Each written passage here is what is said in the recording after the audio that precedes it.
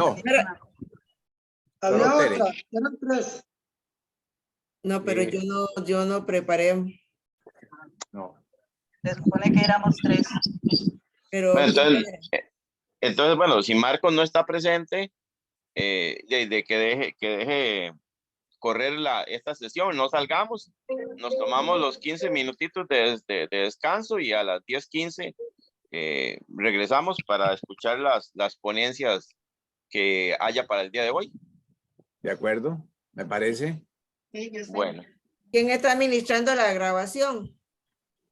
la grabación, En Marco este la momento dejó el ahí. padre. Marco la dejó ahí abierta, yo creo. Pero para Para el pararla. padre, el padre es el anfitrión. No, la grabación está pegada, se va a hacer una sola. Gracias. Ah, ok, 4 horas. Sí. Ujú.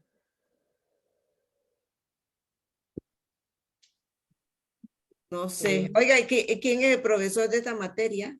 Disculpe. Mario Montes era. Sí, Algo correcto. el así. padre Mario Está Montes. por ahí Padre escondido. Montes. No, yo no preparé, la verdad que no he estado.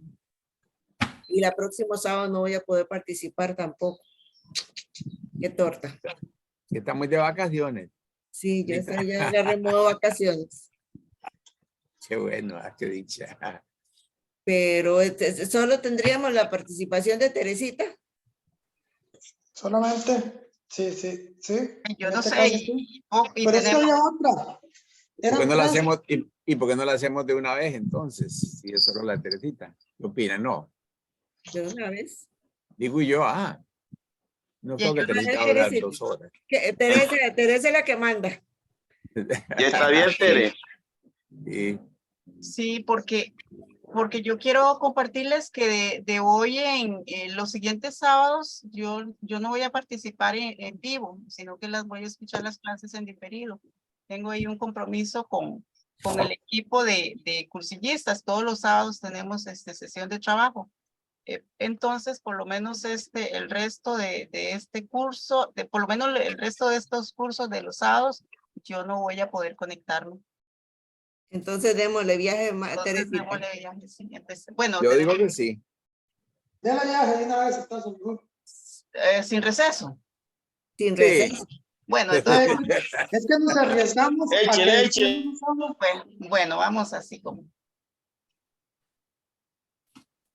Ustedes mandan. Y sobre todo eso, que es esta es la última clase que yo estaría participando. Yo lo que tengo es así como una síntesis del capítulo 9, el misterio del reino. Y aquí es importante en este capítulo lo que nos presenta es captar 2 objetivos fundamentales. Si esos objetivos los logramos captar acá, entonces podríamos darnos por satisfechos por haber comprendido lo que el autor quiere manifestarnos en este capítulo. El primer objetivo es captar el mensaje sobre el reino que contiene la parábola del trigo y la cizaña. Esto es aprender de la paciencia de Dios, a convivir con el mal y a no juzgar precipitadamente las cosas y las personas. Ese sería el primer objetivo. Y el segundo objetivo es descubrir la lectura que hace Mateo del Antiguo Testamento. Esto es importantísimo, porque primero vamos a ver, a analizar la parábola de la cizaña y el trigo, y luego la lectura que hace Mateo, ¿verdad? Del Antiguo Testamento. Es riquísimo ver cómo este capítulo 13 de Mateo presenta tantas parábolas, ¿verdad? Y el lenguaje que utiliza Cristo para dar sus enseñanzas por medio de las parábolas, que no son pequeñas narraciones ni cuentitos, sino que tienen su riqueza fundamental y su objetivo. En este capítulo 13 aparecen parábolas Pero esas palabras, esas parábolas, ¿de qué hablan? Esas palabras, parábolas de Jesucristo, ¿de qué hablan? En realidad hablan del reino celestial. Y casi todas estas parábolas, en el capítulo 13 aparecen siete parábolas, ¿verdad? Y casi todas están encabezadas con la misma frase. Sucede en el reino de Cristo, sucede en el reino de los cielos. El reino de los cielos es semejante a, y todas por el estilo viene así, estableciendo esa comparación del reino de los cielos con aspectos de la realidad de la vida, en este caso de la vida de Palestina. Pero la realidad, en cambio, demostrará la dureza del corazón y la resistencia a la conversión. Ya, ese lenguaje de parábolas es precisamente para llegar al pueblo con elementos propios de su cultura. Sin embargo, se manifiesta en más de una ocasión que es un pueblo de cabeza dura, aún utilizando el lenguaje de la parábola.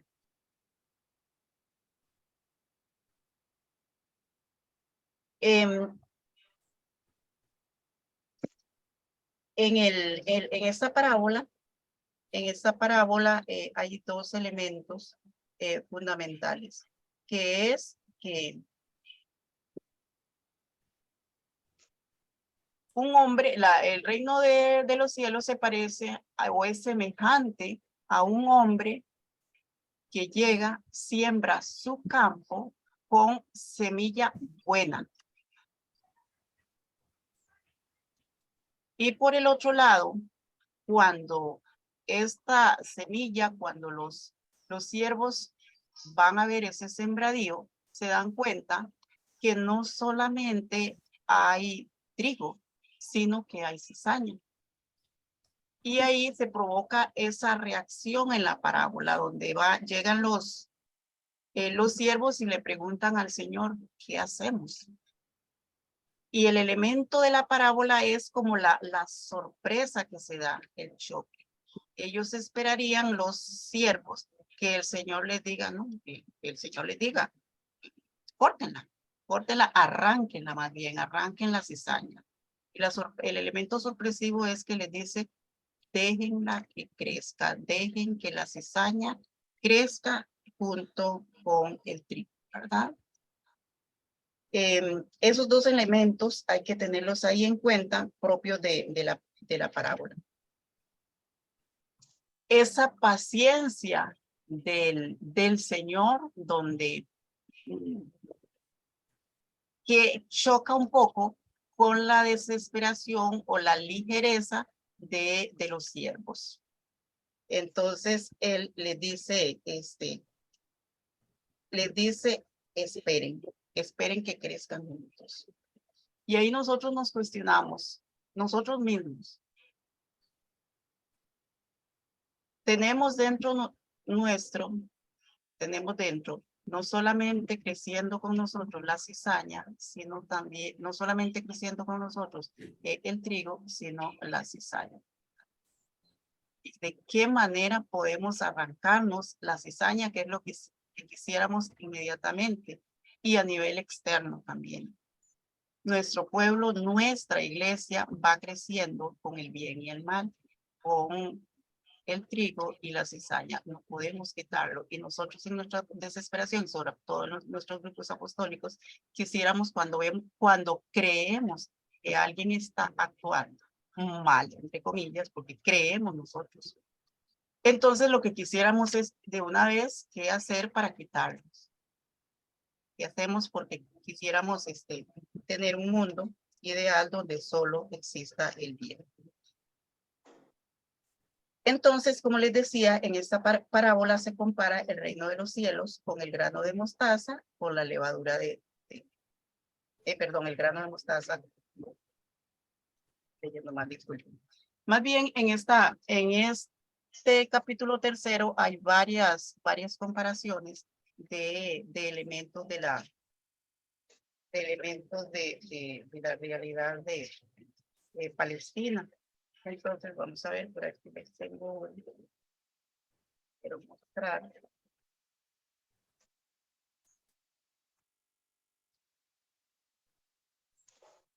Esas parábolas, como les decía, son varias. Sucede que cuando acabó Jesús de dar instrucciones a sus 12 discípulos,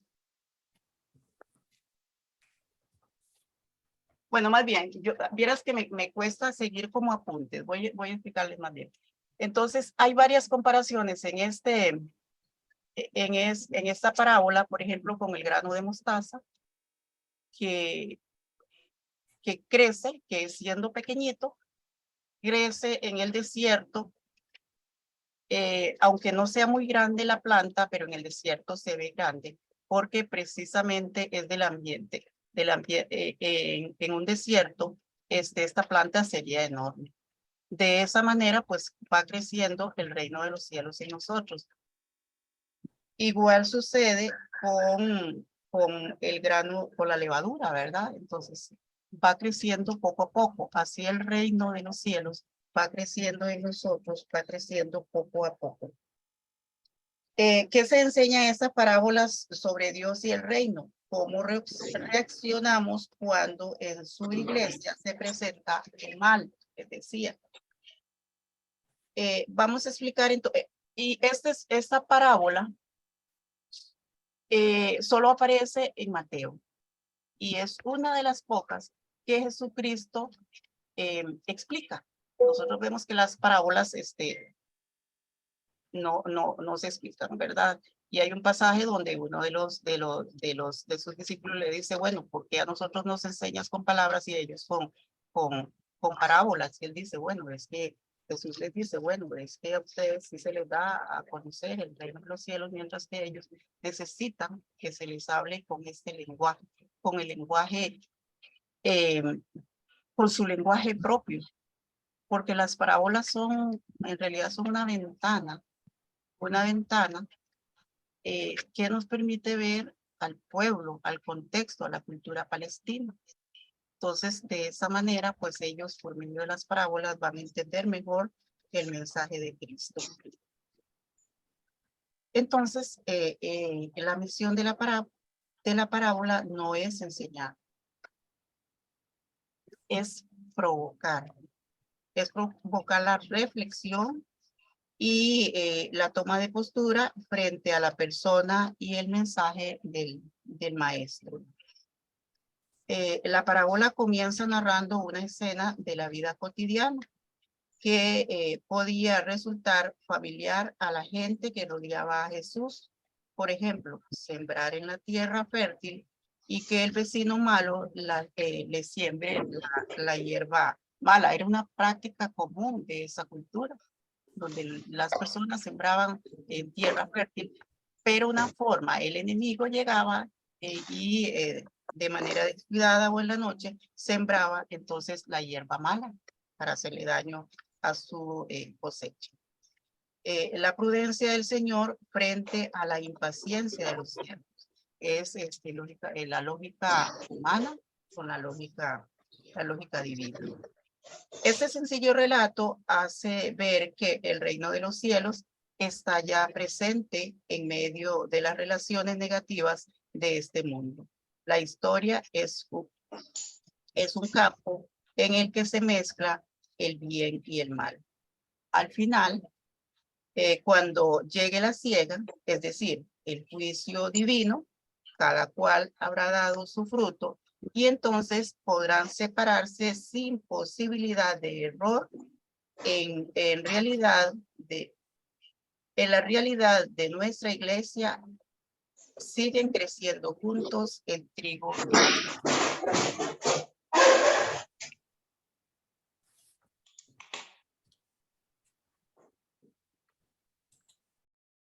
En el Evangelio de Mateo,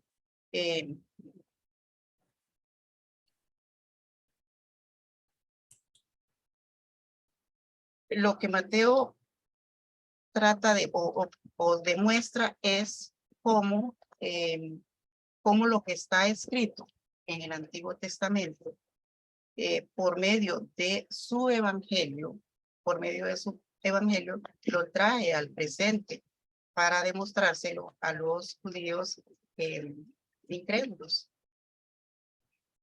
Entonces, es preciso tomar en cuenta estos aspectos para profundizar. El gran número de ocasiones en que se cita el Antiguo Testamento y que tiene como trasfondo la influencia de la religiosidad judía, que siempre está atenta a la Sagrada Escritura para recordar y actualizar la historia del amor de Dios por su pueblo.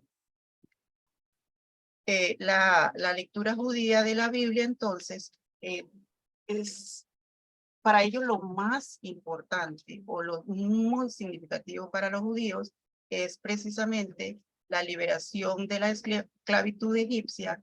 Es el hecho fundamental en la historia en su historia de salvación.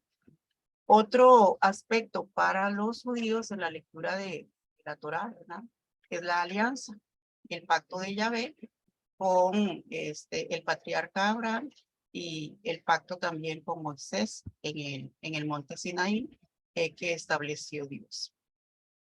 Y ese pacto pues lo trae a nuestra memoria también la presencia del arco iris.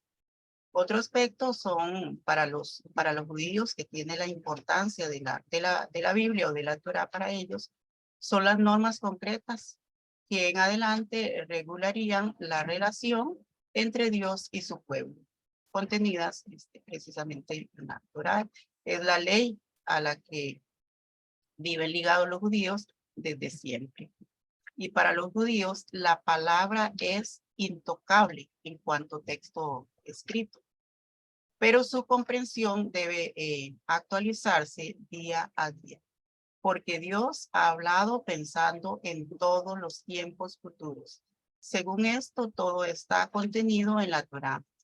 Entonces, se puede hablar de una Biblia viviente junto a la Biblia escrita. Esta inmutable, la escrita, y la otra actualizada a cada momento. Entonces, en la traducción se dice que el Targum es la traducción oral al arameo, o sea, la Biblia escrita, la inmutable, la que permanece. Y por el otro lado, el Midrash, que son las homilías de los rabinos, que están ahí también escritas, pero están actualizadas de acuerdo a su sentido. Entonces, el Midrash son los comentarios de los rabinos como homilías, donde actualizan la palabra, y el Targum, que es la traducción oral, pero es la palabra escrita, la primera. Los cristianos, a los que Mateo dirige su evangelio a lo interno, están atravesando serias dificultades. Entonces, tenemos claro que Mateo pues escribe en un momento donde las comunidades cristianas pues atraviesan muchas dificultades, sobre todo por las persecuciones a los cristianos por parte de los judíos, por el desinterés tal vez, por el desánimo. Entonces a esa comunidad es que va dirigido el evangelio de Mateo, por ese abandono, ese desinterés de los cristianos. Entonces era necesario una mínima organización interna y lo más sencillo era fijarse en los modelos que ofrecía la sinagoga judía. Entonces los cristianos buscaban una estructura, algo donde asirse de ellos o asir su fe. Entonces volcaban sus ojos a esos modelos que ofrecía la sinagoga judía. De eso entonces lo aprovechaba Mateo. Por otra parte, existía un gran problema, ese problema a nivel externo, que era la abierta hostilidad del judaísmo hacia el cristianismo naciente. esto nos ayuda a comprender por qué Mateo recurre con frecuencia al Antiguo Testamento. Y es que lo podemos ver cómo hasta citas textuales hace referencia a Mateo del Antiguo Testamento. Las palabras se utilizan giros y palabras conocidas en situaciones en que se narran la vida y los hechos de Jesús y de sus discípulos. De modo que el lector podía comprender que los hechos contados correspondían al plan de Dios. Entonces, esos hechos, al usar giros que estaban en el Antiguo Testamento, al utilizarlos Mateo, pues les hacían recordar que ahí estaba presente a los cristianos, que ahí estaba presente el plan de Dios. También otro aspecto, que igualmente otro aspecto que usa Mateo en su evangelio es la amplia genealogía utilizada al inicio del evangelio. Y el propósito es presentar a Jesús como el Mesías, como el rey, heredero tanto de Abraham como de David, que se va cumpliendo, se va cumpliendo lo dicho, lo escrito en el Antiguo Testamento. Otro aspecto que se vale en Mateo en su evangelio es la abundancia, como ya yo les decía anteriormente, de citas explícitas. Por ejemplo, aparecen citas como: todo esto sucedió para que se cumpliera lo dicho por el profeta. Al negar los judíos aceptar a Jesús crucificado como Mesías, el evangelista pone en evidencia la ignorancia porque no han sabido comprender el plan de Dios. Entonces, al aparecer todas estas maneras, todas estas formas que están en el Antiguo Testamento de manera explícita en Mateo, entonces ahí está diciéndoles él a la comunidad. Un segundito, disculpa. Tenemos un segundito, disculpa. Sí. Es para decir a todos que como estoy en una misa en ese momento, imagínense, ahora vamos al cementerio. Lo tengo ese grabado, pero desde la mañana. Entonces, como va a aparecer como un solo clase. Y disculpa, sí, porque en el momento no podía atender a terminar la clase, pero está bien, está grabado los dos clases juntos. Gracias, Terry, disculpa. Continuamos. Les decía que al aparecer esa abundancia de citas del Antiguo Testamento en el Evangelio de Mateo, entonces ahí les está evidenciando la ignorancia que tienen esta comunidad, porque no han sabido comprender el plan de Dios que ya viene trazado desde el Antiguo Testamento. Entonces, porque ahí está de manera explícita, les recuerda todo lo que aparece en el Antiguo Testamento, al cual eran pues asiduos creyentes y por el cual la Torá, ¿verdad?, se regían los judíos. También en este Evangelio de Mateo se presenta a Jesús como verdadero intérprete de la Escritura. En el relato de las tentaciones, por ejemplo, ahí Jesús interpreta lo dicho por su padre, ¿verdad? Por el padre. Entonces ahí aparece y aparecen frases de él: pero yo os digo, por ejemplo, ¿verdad? Entonces él aparece como el intérprete de la Escritura, el mismo Jesús, ¿verdad? Solamente es el Evangelio, sino también lo interpreta las antiguas Escrituras.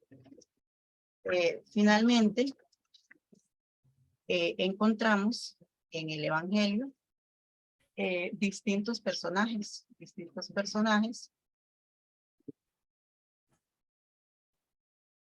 y acontecimientos que son presentados a la luz también del Antiguo Testamento. Por ejemplo, con Juan el Bautista, o cuando es denunciada la terquedad de los judíos.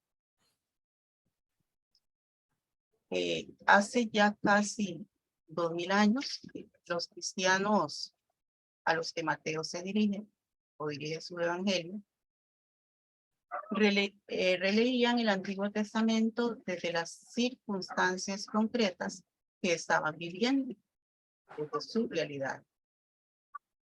Entonces, esto a nosotros, este ejemplo suyo, nos invita también a releer nosotros las antiguas escrituras de Israel desde Cristo, con la convicción de que en él encuentran su cumplimiento y su sentido para nosotros. Entonces, si los judíos de aquella época leían el Antiguo Testamento desde su realidad, pues así nosotros debemos leerlo desde el Evangelio, desde las enseñanzas de Jesucristo, donde Cristo nos invita a dejar esas viejas vestiduras y a revestirnos del hombre nuevo, que es el que se anuncia en el Evangelio.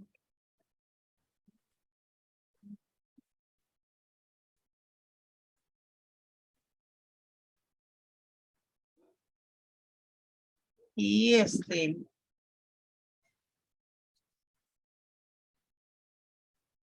bueno, no sé si les hice una confusión, de repente los apuntes que tenía se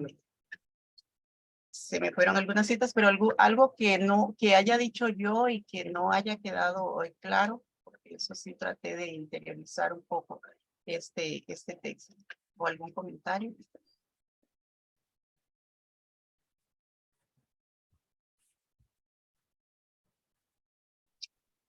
De mi parte no, Tere, todo está claro. Además de que siempre es necesario que, aunque escuchemos las clases y cada uno de nosotros expongamos, es que cada uno leamos todo el texto y lo estudiemos, ¿verdad? Porque usted, tengo entendido que usted es docente retirada, ¿verdad? Y por lo tanto sabe que el aprendizaje es por repetición. Con una vez que usted escuche algo, una vez que lo lea, le queda algo, pero cada vez le va quedando más. Entonces, de ahí es repasar y repasar y repasar. Y para aprender bien. Sobre todo en cuestiones de Dios, hay mucho analfabetismo, ¿verdad? En todos nosotros, porque siempre estamos aprendiendo algo nuevo. Y acá, como les decía, ese mensaje que nos deja sobre el reino es, y que tenemos el objetivo que tenemos que nosotros aprender acá es aprender de la paciencia y de la tolerancia que debemos sentir en la construcción del reino, donde vivimos y convivimos el trigo y la cizaña, y preguntarnos nosotros mismos, bueno, estoy contribuyendo a ser parte del trigo o soy la cizaña, ¿verdad? Entonces, ese es un poco el objetivo. Y luego esa lectura que hace Mateo, usted mismo lo ha dicho, pongámonos los anteojos de los judíos, pongámonos los anteojos de la época de Israel, cuando fue escrito estos evangelios, para poderlo comprender mejor. Y eso es lo que hacen las parábolas. Por eso es importantísimo este capítulo, el capítulo número 13, donde vienen 7 parábolas y vienen en forma de parábolas, perdón, en forma de la parábola es la comparación de ese elemento que es el reino de Dios con la realidad que están viviendo en ese momento la comunidad, para que comprendan mejor el mensaje, ese mensaje que nos trae Cristo, esa enseñanza de la nueva vida, ¿verdad? Entonces, en ese sentido, pues este texto, pues nos deja mucha enseñanza, ¿verdad? No sé, ¿verdad? Luego, quise encontré por ahí para compartir con ustedes un momento de silencio orante, que me gusta mucho, sobre todo con esto del misterio del reino. Y voy a compartirlo con ustedes. Dice: Señor Jesús, enséñame a descubrir en mi día a día la presencia de tu reino y saber distinguir entre el trigo y la cizaña, entre lo bueno y lo malo.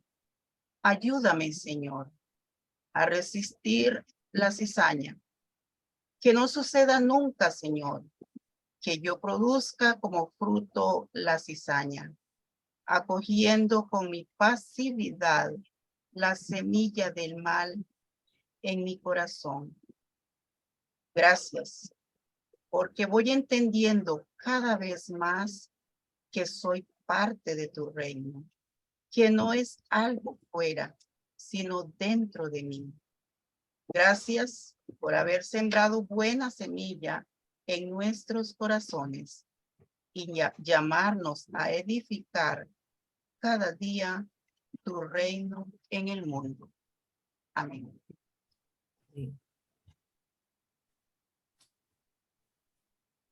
Y ahí, Teresita, yo le puedo decir a modo de comentario de que se ve que el trabajo suyo lo hizo con mucho cariño, lo hizo con mucho amor, y eso es muy importante. Ya todas estas 7 parábolas, pues lo que nos están haciendo ver es precisamente a lo que se parece el reino de los cielos, una semejanza, ¿verdad? Como para intentar ayudarnos y a la vez pues darnos cuenta de que la cizaña, que a mí siempre me ha interesado muchísimo esta de la cizaña pues tiene que estar siempre con nosotros. Esa es la voluntad del Señor, porque que viene a ser como la tentación en nosotros. Esa es la cizaña, una tentación. Si usted quiere caer en ella, usted cae, pero también tiene que agarrarse del Señor, pedirle para que no lo deje caer en la tentación, como decimos en el Padre Nuestro, líbrame la tentación, de las tentaciones. Entonces, y dice que al final de este capítulo 13, dice que para el fin del mundo, dice que los ángeles vendrán y serán los que van a cortar el trigo y apartarán la cizaña y la quemarán. Es decir, entonces, como dice Jesucristo en otro momento por ahí, dice, Padre, no le pido que los apartes del mundo, sino que los preserves del mundo, que los preserves del mundo. Y eso es importante, porque entonces si Él quitara la tentación y quitara todo eso, entonces ya no somos libres, ya no somos libres. Ya entonces teníamos que optar por el bien, prácticamente como obligado, porque no hay mal, hay ausencia de mal. Entonces está muy bien, está claro y está bien.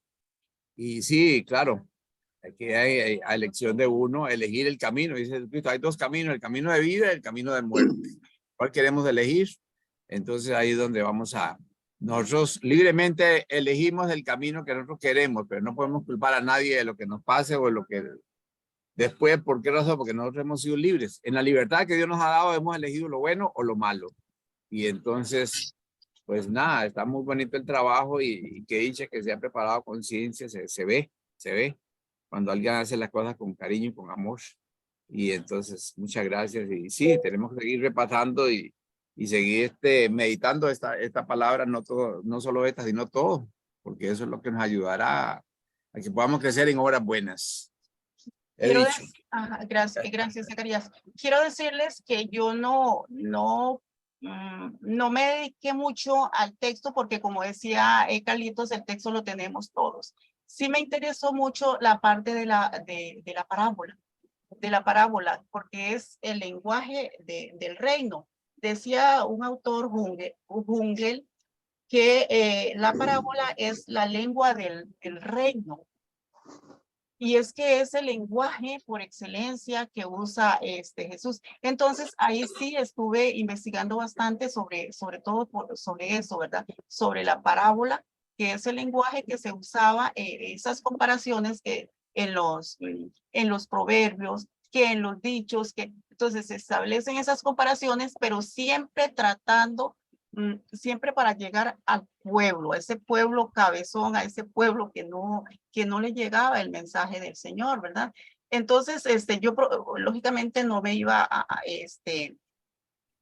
a traer mucho sobre la parábola, pero hay tesis muy buenas sobre la parábola que a veces cuesta comprender un poco, pero si a nosotros nos cuesta es porque tenemos una realidad y un contexto muy, muy diferente a la realidad y el contexto de la gente de la época, del siglo I, ¿verdad? Entonces, para ellos era muy sencillo las enseñanzas, comprender lo que el Señor les llevaba, pero por medio de las comparaciones con su realidad, con su contexto, con su mundo. Y fue el lenguaje que él usó. Pero me llama la atención no porque es parte es parte de la parábola, de la técnica de la parábola. La parábola despista. De repente pensamos que la respuesta va a ser una, pero Jesús o el Señor salía con otra, ¿verdad? Como les decía, en el momento que los siervos le decían, Señor, arrancamos la cizaña para quitarla, ¿verdad? Dejamos nada más lo bueno. Y les dicen, no, de ninguna manera, que crezca junto con el trigo, porque si quitamos la cizaña, también corremos el peligro de que quitemos lo bueno. Pues dejémoslo crecer juntos. Y lo decía San Agustín, la paciencia es fundamental. Si a mí no, si su madre, si Santa Mónica no hubiera tenido la paciencia, si ella no hubiera tenido la paciencia, no hubiéramos tenido el santo que tenemos ahora, San Agustín, ¿verdad? Entonces, y así hay muchísimos ejemplos. Nosotros mismos muchas veces juzgamos a otro porque creemos que es una persona mala, pero lo mejor es que estamos juzgando nada más una de sus acciones. Creemos que es así. Pues debemos saber que crecemos con que estamos en este reino, pero que a nosotros nos toca la construcción y no solamente pensar en nosotros que somos buenos, pensamos que somos buenos, ¿verdad? Pero el otro que a lo mejor pensamos que no es así. A nuestro código moral que pensamos que no es bueno, pero a lo mejor puede resultar la conversión en él. Entonces, por eso es riquísimo lo del ministerio del reino. Sí. Doña Tere, yo pienso que uno de los objetivos de los cuales usted ahí al principio nos conversó para que nos quedara un poquito más comprensible el texto, se cumplió. Porque en lo personal yo me pongo a ver, el objetivo es comprender el reino de Dios como tal. Y dentro de esa parábola, si podemos comprender que es estar unido, el bien y el malo, la cizaña y el trigo, que para nosotros debería de ser un montón de títulos, pero entre ellos la comprensión, la aceptación, el darse a la voluntad de Dios, esa palabra que usted utilizó en mí queda también despista.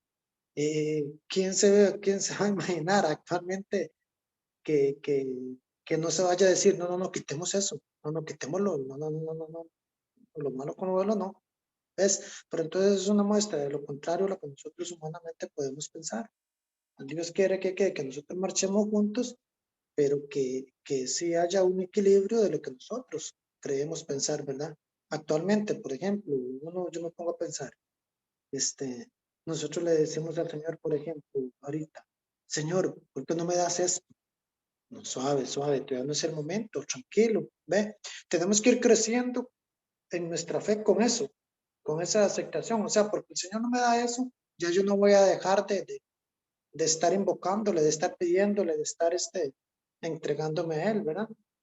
Entonces sí, es muy bonito esa comparación de esos tiempos en los cuales Jesús utilizaba para hacer mejor llegar el mensaje de ellos. tal vez sí, no sé, perdón mi ignorancia, pero los discípulos, también mi dudita es esa. A los discípulos dice que Jesús les explicaba de otra manera, porque tenía el reino ahí, que era él mismo. Ujú. Mi pregunta es entonces, ¿por qué los discípulos como que no entendían eso todavía? Porque, o sea, siempre me he preguntado eso ahora que trajeron eso a la luz, esta lectura. ¿Por qué los discípulos, ¿cómo se llama? No cuestionaban, no, sino que preguntaban eso.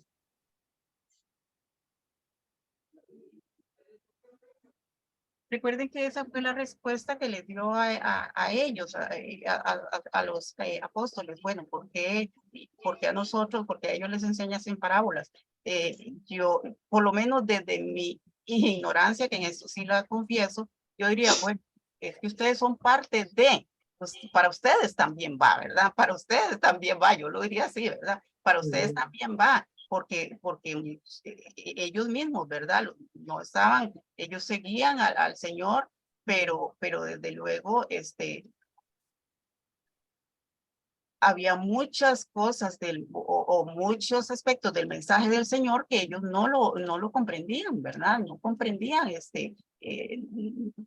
no tenían todavía la postura del Señor. Entonces también por medio de las parábolas, ellos también iban a entender. No sé si algún otro compañero tiene alguna, pero así lo entiendo yo, ¿verdad? Lógicamente no es. Yo pienso también que en esto que dice Tere y José, recuerden también que Jesucristo dice que les va a enviar el Espíritu Santo, que les va a ayudar a entender muchas cosas, que les va a ayudar. Y dice que cuando ya aquellos discípulos de camino de Maús, pues Él les abre las inteligencias. Quiere decir como que Jesucristo ya había resucitado, todavía ellos no tenían la capacidad de poder comprender muchas cosas. Eso se va haciendo a través del trabajo. Se van abriendo las inteligencias y por eso Jesucristo dice, les enviaré el Paráclito, el Espíritu Santo, para que los lleve a la realidad total, a la aclaración. Es decir, habían cosas que todavía para ellos estaban vedadas. Era como, había como una ignorancia, un velo que todavía también a ellos también les tocaba. Y entonces, pues, dice Jesucristo, él mismo se quedaba ahí pasmado de que no entendían, pero aún así, después de que él resucita, les envía el Espíritu Santo, entonces ya ellos tienen una mentalidad ya diferente, un lazo, una unión con Dios, con Jesucristo ya diferente. Entonces, porque ellos habían muerto Jesucristo y ellos sí, bueno, seguimos trabajando, ya que ya fracasó y se murió y todo eso, y seguimos trabajando, pero ya cuando él comienza a aparecer, se van dando cuenta. De ahí lo mismo que le dijo a Santo Tomás, eres incrédulo, de ahora en adelante sigas creyendo, es decir, no veo los clavos, no veo todo, o sea, que aún así, ni aunque le contaran, no creía. Así nos pasa muchas veces también a nosotros, ¿verdad? Muchas veces no queremos creer hasta ver, esa es la realidad, pero bueno, esa es mi opinión personal. Bueno, ahí yo les podría aportar lo que yo pienso, no que sea lo que es, pero l- había, para mí era una cuestión de actitud, de apertura. Mientras que Jesús les hablaba en parábolas, era para que fuera más sencillo entender. Aún en esa sencillez, los apóstoles a veces no entendían, pero tenían una apertura de corazón. Los otros no se abrían y aunque se los explicaba fácil, no entendían porque su corazón no les daba la posibilidad. Era un corazón que llevaba una mente cerrada. Y como les repito, las parábolas eran las comparaciones que hacía Jesús para que siendo algo que es del dominio de la población, pudieran entenderlo más fácil. Pero ni aún así, porque su corazón estaba bloqueado y no querían aceptar. A ellos, pues la mayoría no eran gente letrada, les costaba más entender. Entonces él les explicaba un poco más a profundidad para que ellos pudieran entenderlo. Es lo que siempre he entendido yo de ese pasaje. O sea, no es que Jesús les hablaba en parábolas para que no entendieran, más bien era para que entendieran, porque era algo del dominio de ellos completamente, ¿verdad? Pero hey, así, esa es como yo lo he entendido siempre, ese pasaje.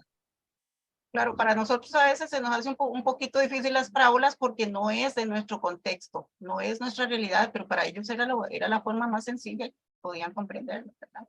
Y es que nos pasa en los grupos apostólicos, a veces no sabemos si es, a veces quisiéramos como que, repito, como a nuestro concepto, bueno, ¿por qué no vemos cómo hacemos con esta persona? Porque es molesta, es nociva, pero es esa apertura que tenemos que tener y la paciencia que tuvo el Señor, para más bien son es la forma de convertirse más bien, es las personas que está llamando el Señor, es la conversión, ¿verdad? Entonces, sucede mucho con los grupos, con nuestros vecinos, en nuestra familia, por todos lados, porque siempre convivimos, se convive con el bien y el mal, ¿verdad?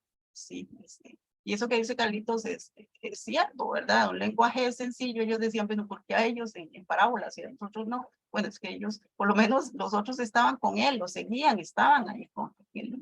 Los demás no, ¿verdad? Por más sencillo, por más que el Señor hiciera milagros, que curara enfermos, que le volviera la vista a los ciegos, que hiciera acciones, que fuera a sus casas a comer con ellos, que por más que hiciera diferentes formas para que sintieran su presencia, para que sintieran su mensaje, para que conocieran su mensaje, no siempre se rebelaban, ¿verdad? Siempre estaban contra él al final que hasta lo crucificaron. Aún así. Es que yo creo que, como es que es nosotros, no hay más ciego que no quiere ver, no sé. Recordemos que ese pueblo judío tenían un concepto del reino de Dios, del mesianismo totalmente, un reinado donde ellos buscaban su Mesías, los judíos. Tan es así que para pasar, como dice usted, todos los milagros que vieron y la actitud de Jesús, la bondad, los milagros, al final terminaron pidiendo su crucifixión, ¿verdad? Y aún los discípulos apóstoles que andaban con él, la verdad que esa desilusión, frustración, cuando después de la pasión del Señor, antes de la resurrección, y aún con la resurrección del Señor, el mismo, ya se me olvidó, que dijo que hasta que no metiera los dedos en las llagas y eso. Santo Tomás. Tomás. Ya se me olvidó, qué bárbaro. Aún Santo Tomás no creía en la resurrección hasta que no lo viera personalmente. Entonces yo creo que también es cuando uno escucha el mensaje, a veces no tiene claro qué es lo que desea o qué es lo que ya uno va como prejuiciado a veces, ¿verdad? Y aún en la actualidad, cuando uno acude al Señor, a veces va con una mentalidad como de que Dios es aquel que solo para pedir y que nos conceda lo que pedimos. Ese es el reino que nosotros a veces tenemos en la mente, que Dios es para que nos conceda, para pedir, ¿verdad? No. Y entonces por eso San Mateo, en el Evangelio, Jesús trataba desde ese entonces de explicarnos, de que entendiéramos en qué consiste el reino de Dios. Anita, ¿cómo se sentiría usted si su pueblo ha sido dominado por uno, por otro, por otro, por otro? Solamente tuvieron un poco tiempo después de la instauración de Israel, como 200 años en que vivieron como un pueblo libre. Todo lo demás lo pasaron como esclavos, ¿verdad? Primero unos, después otros. Los cambiaban, les hacían lo que les daba la gana. ¿Qué es lo que más deseaban ellos? Alguien que los sacara de esa opresión y no alguien que le hablara del perdón de los pecados, porque era lo que menos le importaba a ellos. Ellos estaban cansados del yugo romano, griego, asirio, babilónico, ¿verdad? Y entonces una vez dice, pero hey, qué bárbaros, ¿por qué no aceptaron a Jesús?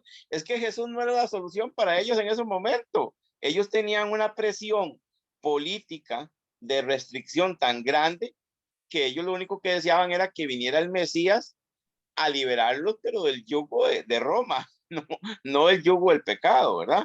Pero ahí entendemos, nosotros entendemos que es más grande liberarse del pecado que liberarse de la opresión de otro país o de otra persona, ¿verdad? Pero hay que entenderlos a ellos porque ellos querían eso también. No, y también antes de la revelación, como decimos, para el mismo pueblo israelita no existía el concepto de la resurrección y de la vida eterna. Tenía el concepto de un Dios, sí, pero yo creo, no sé si estoy equivocada, que ellos no tenían la idea de la vida eterna y de una resurrección. De hecho, en tiempos de Jesús había un grupo que no creía en la resurrección, que son los saduceos. Ellos no creían en la resurrección. Entonces, ¿dónde estaba la bendición, el que Dios te diera algo en este mundo? Por eso para el judío todavía tiene cierta mentalidad esa de que Dios le retribuye económicamente y que si Dios a usted le da para que usted viva bien, es porque usted está haciendo las cosas bien. Pero si a usted le va mal en la vida, es por tu pecado, ¿verdad? Y nosotros ya hoy tenemos otra mentalidad, ¿verdad? Pero como le digo, en tiempos de Jesús, todavía este grupo de los saduceos negaban la resurrección y la vida eterna, por supuesto, ¿verdad? Bueno, compañeros, de mi parte, pues esa es el trabajito que yo les traía, la lectura que yo hice de este capítulo. Perdón, una consulta. Teresita, usted nos hizo, bueno, el capítulo 9. Ajá. Según yo, estaba muy largo de que me tocara a mí, porque a mí me toca el capítulo 13. ¿Qué pasó con el 10, el 11, el 12? Es que creo que no han venido cuando les ha correspondido los compañeros por una u otra razón, han faltado. Entonces hemos ido pasando pero hay capítulos anteriormente que no se han expuesto. Yo no, yo de una vez, yo el otro sábado no voy a estar, no voy a participar. Entonces, vamos a ver que ya de antemano sepan que no sé quién le tocará exponer la próxima sábado. Anita, usted pone el teléfono al frente con la pantalla viendo si usted graba el video y nos lo manda con la lección. O nos manda un representante. Aquí el que tiene nombre bíblico es Zacarías, que puede ser representante. Yo las siguientes clases voy a escucharlas en diferido porque yo no las clases del martes sí, yo voy a estar presente, pero los sábados ya tengo otro compromiso ahí. Pues nada, Teresita, pues terminamos. Vamos a ver quién aparece el próximo sábado, porque faltan varios. Sí, es que Karen es la que lleva la secuencia de esas clases. A quién le toca que presentar, entonces habría que esperar a ver a quién le tocaría. Yo por ahí lo tengo también guardado, pero tenía que buscarlo. No lo tengo aquí a mano. Pero sí, bueno, algo se tendrá que hacer. Esta lección, sí, Sino que lo diga Marcos, ya Marcos apareció por ahí. No, es que yo no tengo la lista, no tengo. Le corresponde la oración final a Marcos. Karen la tiene. Aquí está terminando el funeral, todos van en procesión, pero es un ministro, catequista, misionero, el ayudante del altar. Él murió ayer, un infarto, una sorpresa, tiene hijos pequeños. Entonces pesado aquí, una cosa bien grande, un montón de gente. Ahí está Franklin también. Sí, pero ya van en proceso. Yo tengo que... Está bien, Marco, está bien, tranquilo. Usted está bien. Ya terminaron. Estamos bien. Ya terminó Teresita con la exposición de ella y entonces vamos a terminar, vamos a pedir la bendición nada más para irnos a hacer otras cositas ahí. En nombre del Padre, yo lo hago, en nombre del Padre. El Espíritu Santo, amén. El Espíritu Santo, amén. Amén. Cuando un servidor de la iglesia muere, todos estamos, a los lados con oración, y se llama Don Hito Leal, igual que todos ustedes, es muy entregado a la iglesia. Entonces, gracias a Dios que tenemos a alguien más, una alma más en el cielo para interceder para nosotros. Nosotros seguimos estudiando, aprendiendo para ser mejores para nuestros pueblos, nuestra iglesia. Amén. En nombre del Padre. Así sea. El Padre, Hijo, Espíritu Santo. Amén. Feliz fin de semana para todos, Y a ustedes compañeros y también, compañeras. ¿no? Hasta luego, buenas Gracias. tardes. Igual, hasta luego. Gracias.